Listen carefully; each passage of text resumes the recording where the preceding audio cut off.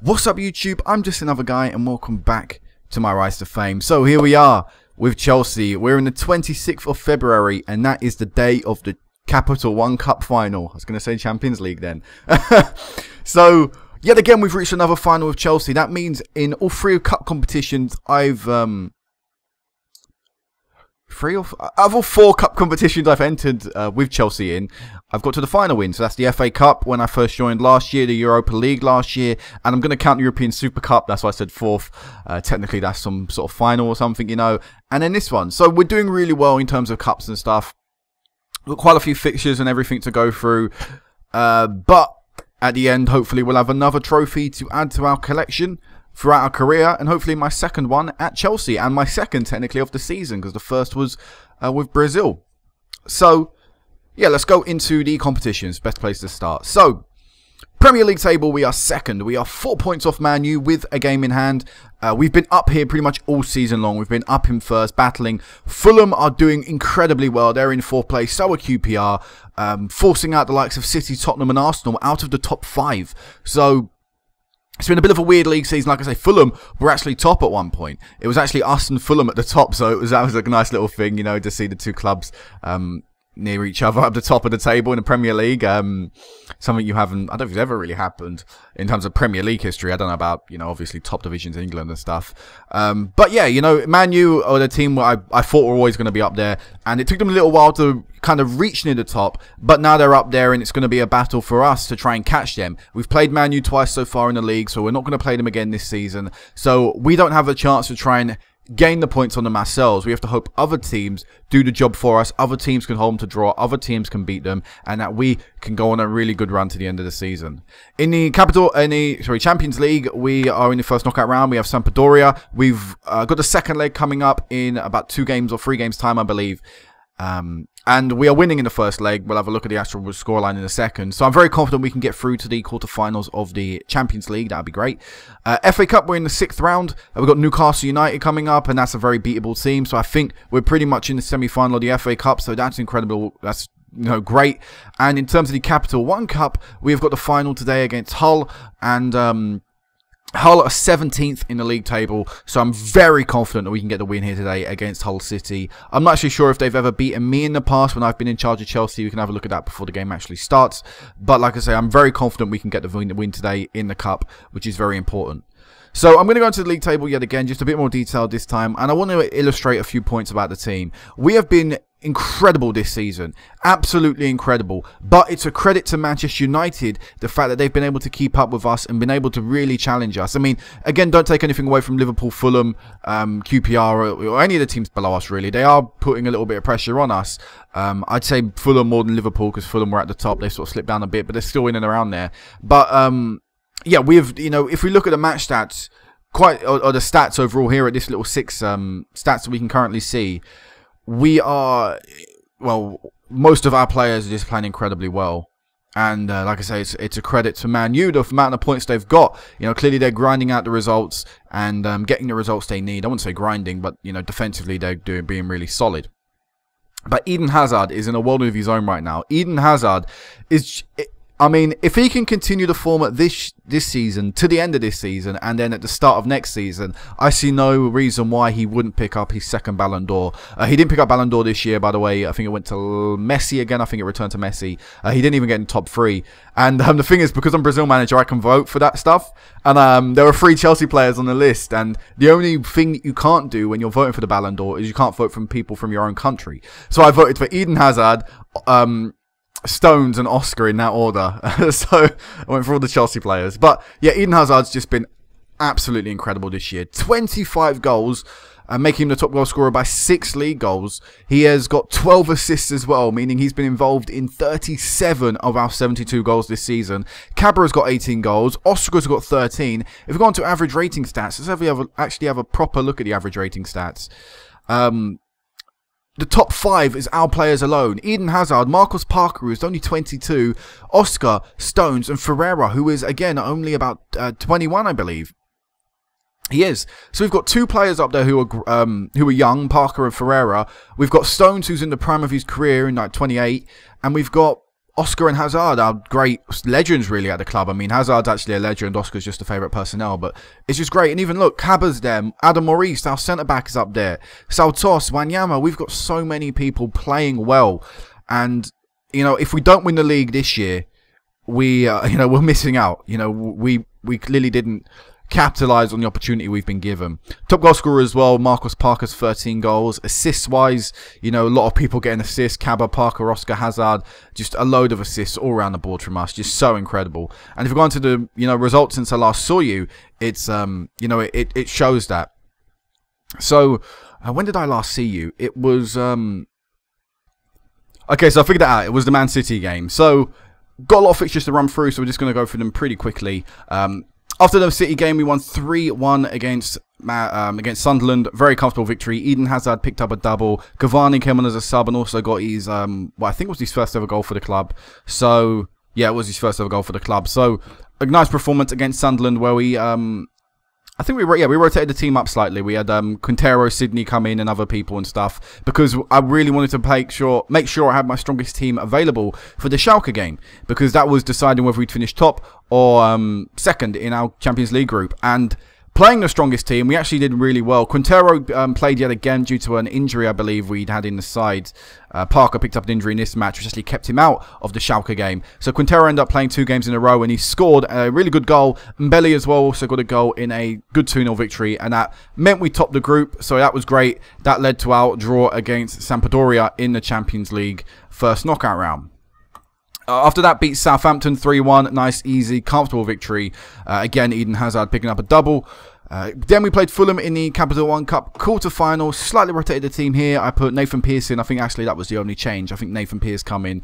And we had a little bit of luck due to the own goal eventually being the winner for us. But we did deserve it. We were all over Fulham and we thoroughly deserved it, you know, to get through to the Capital One Cup semi-final. After that, we beat QPR 3-1. Again, another comfortable victory from us. Caba this time getting 2.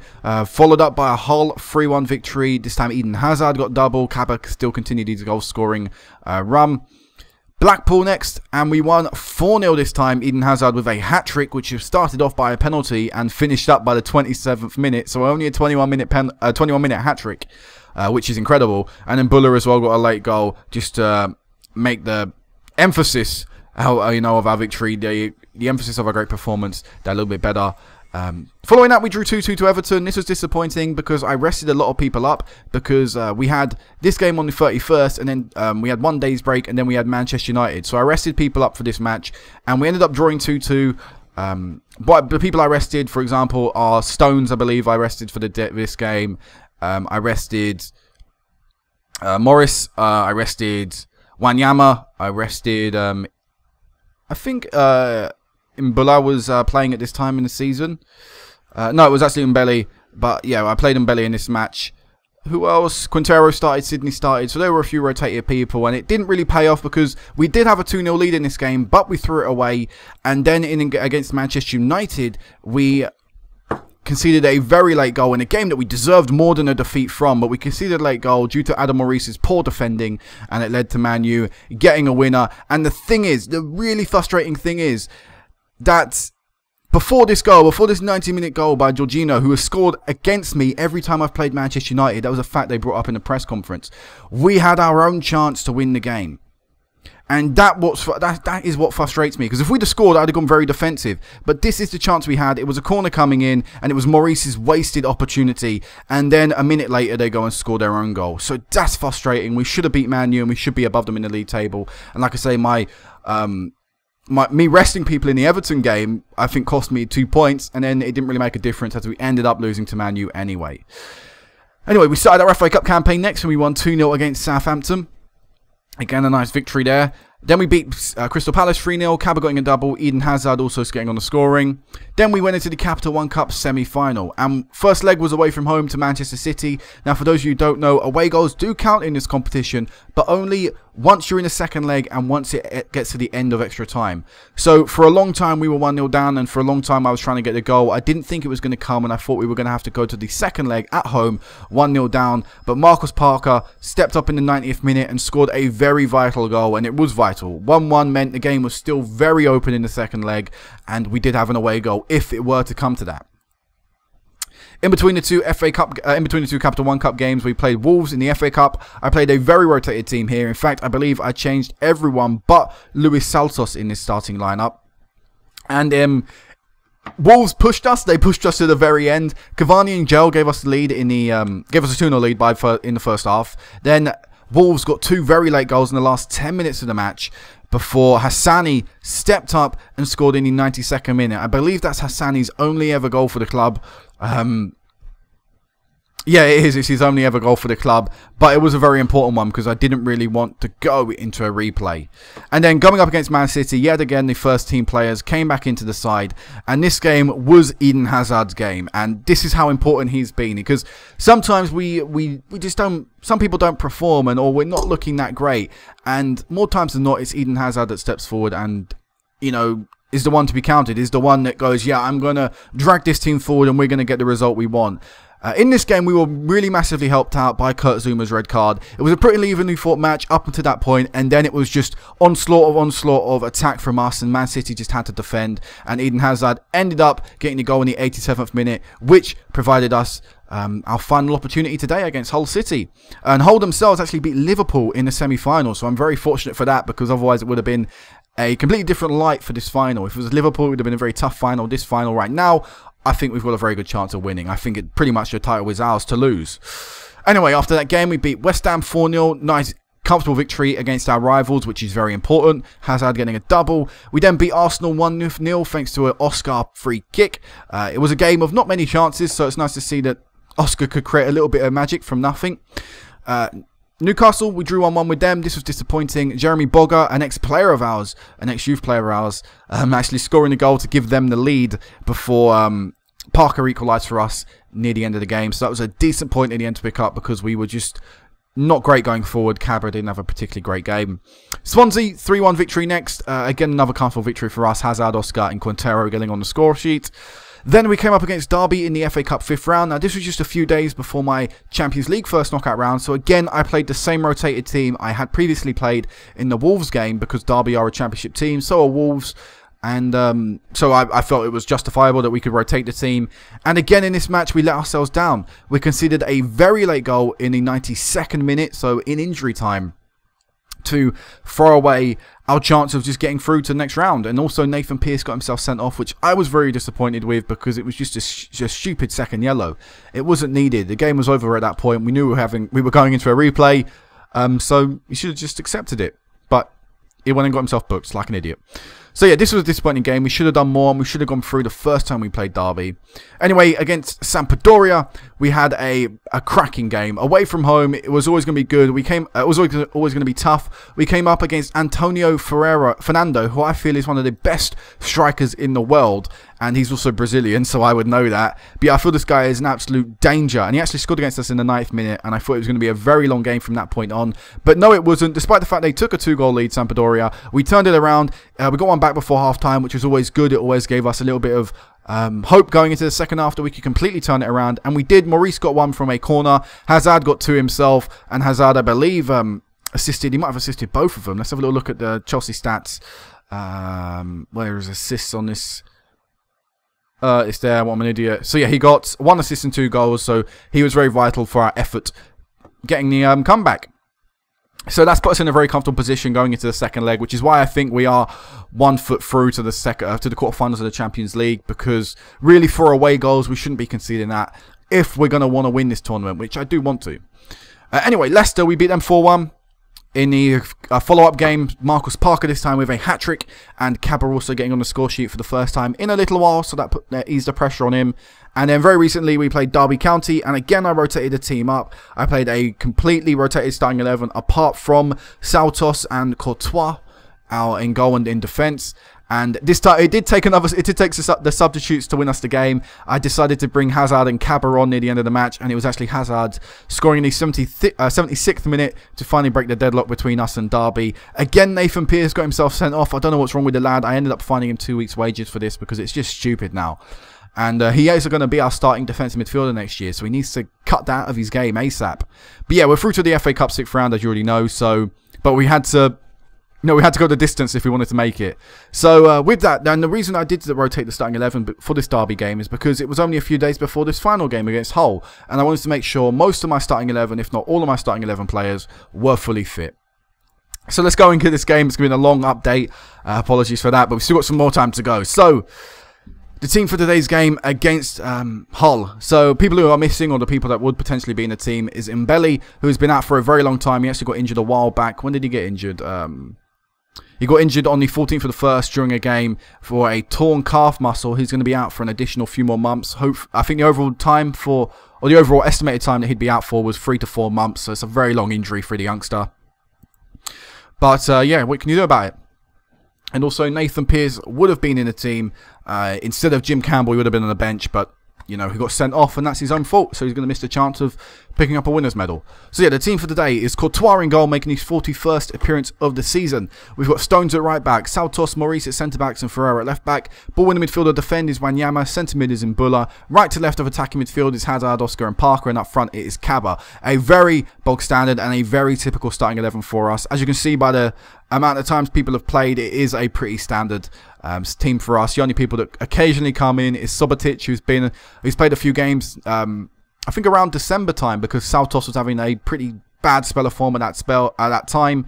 Mbele would probably be playing as well, because Mbula's not been great recently. And but apart from that, you know, it's like I say, it's a pretty bog standard starting 11. So let's go. Let's go beat Hull at Wembley, hopefully, and let's get our first victory at Wembley. I don't know if I've ever won at Wembley. I think the only time I played at Wembley, obviously, was the FA Cup final. But let's get my first win at Wembley. Let's get my second trophy here at Chelsea, and hopefully our first of a few this year. So I'm not really going to talk about Aaron Jones. I don't know who he is. A few raw people in there I can notice, but who cares? Let's just get this game underway. So Jody Morris does that. Tony does the team talk, and let's go. Come on, Chelsea. Let's win the Capital One Cup. Let's wet our beak this year in terms of trophies, and then push on and look to try and go for the Prem, look to try and go for the FA Cup, try and maybe get the domestic treble, and if we can, go for the Champions League, although I do think it's a bit unlikely. I don't think our team is strong enough yet. And wow, Hull have some great opportunities, all coming from a pretty decent long shot, and I don't know how the rebound was saved by Courtois, but it was, so salute there to our captain in goal, keeping us at 0-0. So pretty boring first half, but finals typically are, you know, because no one really wants to make that mistake. Looks like Hull maybe going to get another attempt here, or another opportunity, as they have the ball in our half. And in fact, Olivier's gone through, and they do. Hull City take a surprise lead. Alberto Oliveira with the goal. I called him his wrong name before. 20 goals this season. I'm going to have to get a little scout report on that guy. He might be a decent player if they go down. You know, it's always decent to check out the teams around the relegation zone. But yeah, not good enough so far. And I think Tony's right. Tell them we're not happy, because this is a final, and we're not performing at all. Caba's having a bad game. You know, midfield's not great. Here's a corner from us, our first highlight of the game. Parker whipping it in. Maurice, Santos at far post. 1-1 Chelsea, and we're back in the game. There's two centre-backs linking up from a corner. Seen that a few times this season. Seen this a few times since I've been at Chelsea. Both centre-backs seem to do this a little bit. In fact, at one spell, in one of my games, Maurice, or one of the centre-backs, headed it back to the far post to the other centre-back, who then headed it back across goal to the other centre-back, who then finished it. So it was a 1-2 in terms of headers, and it was a volley in the end by... I believe it was Maurice to score the goal. Here's another chance from us. Another set piece. Oscar trying to find the ball in and can't. Ferreira picks it up. Maurice, our centre-back, playing it to Oscar, who's brought down, nothing been given. But he gets the ball back. Backheel to Parker, who can't really get it under control. But they're playing around with it in their own half, and they force another mistake in Buller now. To Wanyama, play it out wide to Hazard, who plays it through to Kaba, who finds the back of the net. The flag is up though, it's offside, it's not going to count.